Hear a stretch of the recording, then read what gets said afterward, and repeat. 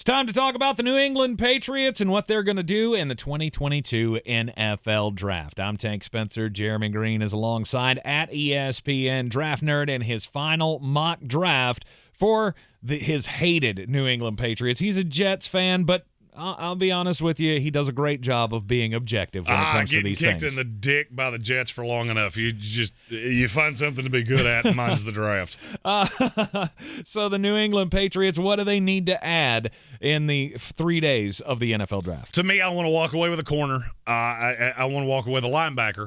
Need to add one offensive lineman with a preference towards a tackle utility kind of player. Trent Brown, injury history. Isaiah Wynn, injury history. And I would also like to add a receiver and a safety as day 3 deeper needs. In the first round, the New England Patriots and Bill Belichick have the number 21 overall pick. You've had a linebacker mocked to them forever. Surprisingly enough, though, in this one, it's not the one that you usually have. It's Quay Walker, the linebacker out of Georgia. He's just such an all-around talent. I've been hearing for several days now that Quay Walker very easily could be the number 1 linebacker taken in this class. Devin Lloyd didn't run as fast as you would want him to. Lloyd has some issues in pass coverage that Quay doesn't necessarily have.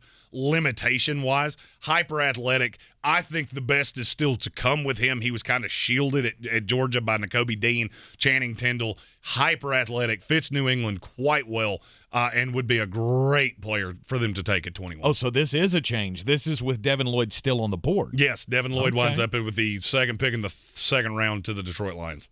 All right, on day 2, second round, pick number 54 overall. How about an edge rusher for the Patriots? Arnold Ebiketie from Penn State. And this is more of a place that I would like Ebiketie. To me, these people that talked about him going at the end of the first round are out of their fucking mind.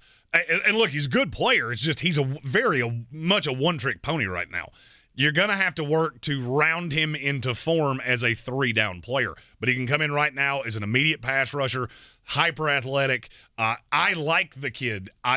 All of the shade that I have thrown at him was when people were talking about him going in the 20s. Here at 54, very good pick for Bill. Another piece to the pass rush, and you have killed 2 of your biggest needs early. In the third round, 85th overall, how about another small school defensive back going to the Patriots? I'm thinking back to the Kyle Duggar pick from a couple of years ago from Lenore-Ryan. Let's go to Sam Houston State with Zion McCollum and the cornerback. And I can hear it now. We haven't taken a corner yet? Nope, because there hadn't been one.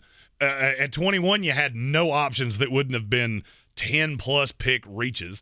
At 54, there had been a run right in front of you. So here, you end the run with Zion McCollum. Everybody talks about Tariq Woolen being an absolute freak of nature, length, ability to play in zone. Well, Zion McCollum's the same player. He just played at a smaller school that wasn't nearly as good. I look at them very equivalently, and I think a smart coach that can coach him up, he is still raw. But I think if he can be coached up, he could be a tremendous value. The raw tape on him is great. Level of competition is going to be a big jump coming from Sam Houston State, but having Bill to coach him up makes me feel much better. Well, Patriots fan, thanks to Bill Belichick, you now have a pick in every round of the draft. Yeah, thanks for making that irrelevant trade after I'd done a mock and I had to go back and fix it. On day 3, though, you do have 3 picks in the 6th round alone. You can see all those picks right now on your screen. A guy I want to talk about, Bo Melton, receiver out of Rutgers. We all know Bill's proclivity to take players from Rutgers. He has come up the board as time has gone on because teams are starting to see more of he can play receiver. He's not just a kick returner.